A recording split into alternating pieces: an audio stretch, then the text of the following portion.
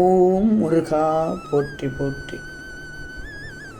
என் அன்பு குழந்தையே, என்று வெள்ளியில் உனது விழிகள் திறந்து பார்க்கும்போது உனக்கு முன் நான் அமர்ந்திருப்பதை இப்போதே பார்த்து கொண்டாய். ஆனந்தமாக மகிழ்ச்சியாக பார்த்தாய். இதை கேட்ட 60 நிமிடத்தில் என் பிள்ளைக்கு நல்ல செய்தி ஒன்று உன்னை தேடி வரும் என்று நல்ல செய்தியைத்தான் பார்த்துள்ளாய். தங்கமே, உனக்கானவன் உன் திருச்செந்தூர் முருகன். அதனால்தான் இன்று வெள்ளியில் உன் கண்ணில் பட்டுள்ளேன். என்னை நம்பும் என் பிள்ளைகளுக்கு நான் இன்று ஏதாவது செய்தே ஆகணும் என்ற முடிவோடு தான் வந்துள்ளேன். கண்மணியே, காலம் கடந்து சென்று கொண்டிருக்கிறது. நீ நினைப்பது ஒன்று, நடப்பது ஒன்று என்றாகி இருக்கிறது. காலத்தின் கட்டாயம், விதிக்கப்பட்ட விதி, எங்கோ யாருக்கோ பிறந்து யாரிடமோ வளர்ந்து பிரிந்து உங்களுக்காக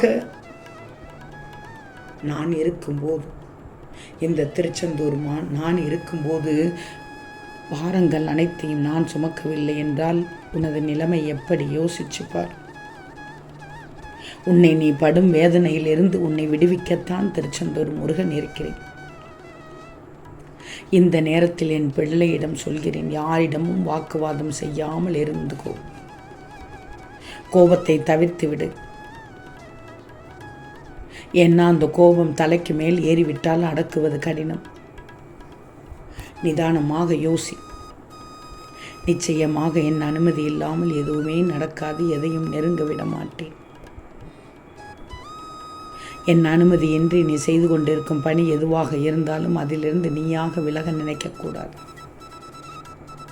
தேவையில்லாமல் உன்னை நீயே குழப்பிக்கொள்ள. என்னை கேட்காமல் எந்த முடிவும் அவசரமாக எடுக்க வேண்டாம். சொல்வதை கேட்டுக்கொ.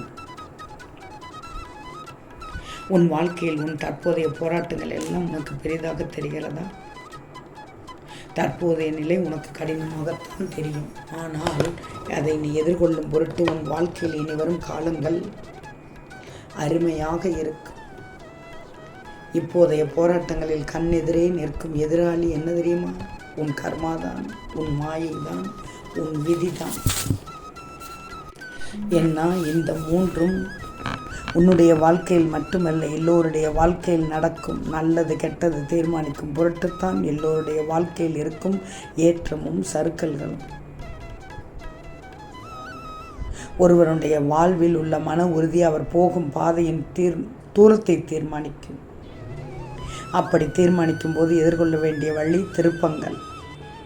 அதில் எடுக்கும் முடிவு அவரவர் சிந்தனை. இங்கு உனக்கு போராடும் யூகம், அவற்றின் வழிமுறைகள் சற்று மாறத்தான் செய்யும். பழகிய அன்பும் முகங்கள், பழகிய விரோத முகங்கள் என நிறைய தோற்றத்தின் பரிமாண முகங்கள் நிறைய இருக்கும். அவற்றால் உன் வாழ்க்கையில் நிச்சயமாக திருப்பம் ஏற்படும். எப்போதுமே ஒன்று புரிஞ்சுக்கோ, கால நேரம் என்பது உனக்கு நிர்ணயிக்கும் தீர்மானங்கள். உனக்கு ஒன்று கிடைக்கும் என்றால் பிறகு அது மற்றவர் வாழ்விலும் கிடைக்கும். அதுபோல் தான் மற்றவர் ஒரு விஷயம் நடந்துவிட்டால் அது அவர்களுக்கான நேரம், உனக்கான நேரம் சற்று காலத்தில் எதிர்நோக்கிய பிறகு அடைய வேண்டும் என்று இருக்கும். அதனால் ஒருவருடைய வாழ்க்கையில் ஏற்றம் என்றால் அடுத்தவர் ஒருபடி கீழ்.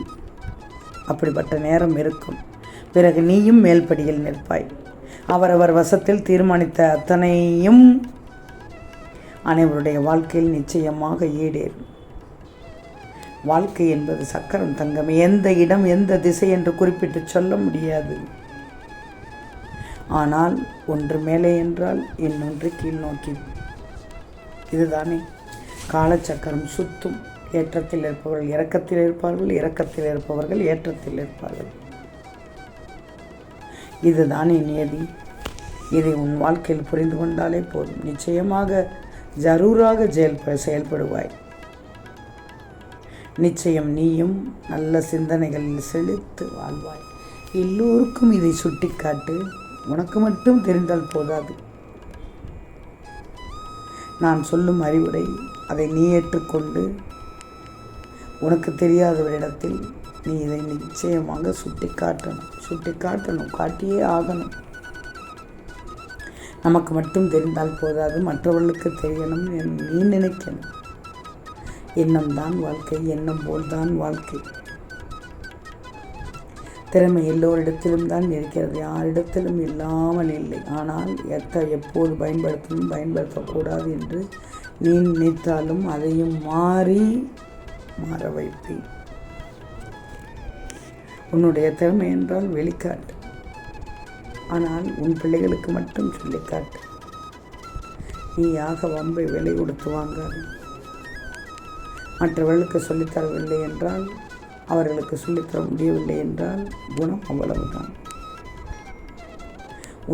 உன்னுடைய குணம்தான் என்னை உரிக்கச் செய்கிறது. இன்று உன் மனதில் இருக்கும் கேள்விக்கு விடையளிக்கிறேன். சுயநலம் இவ்வுலகில் அகன்று இருக்கிறது, தெரிஞ்சுக்கோ.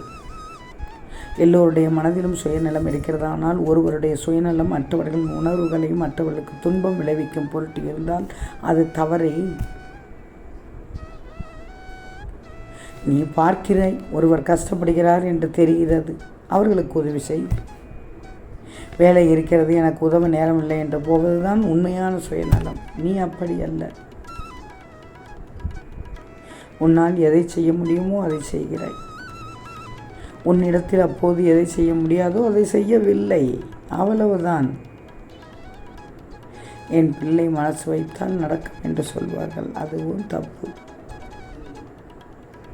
சரியானது எதுவோ அதை செய்கிறாய், சரியானவற்றை களை எடுத்து விடுகிறாய்.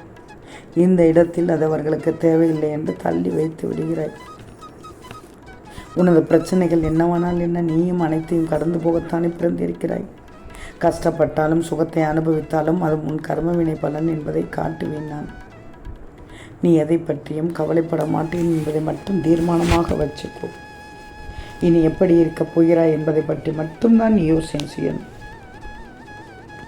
உனது ஏமாற்றமான சூழ்நிலைகள் மாற்றும் வழிகள் தான் என்ன, நடைமுறை சாத்தியங்கள் தான் என்ன என்பது பற்றி உன் மனதில் நீ பேசும்போது கூர்ந்து கவனி.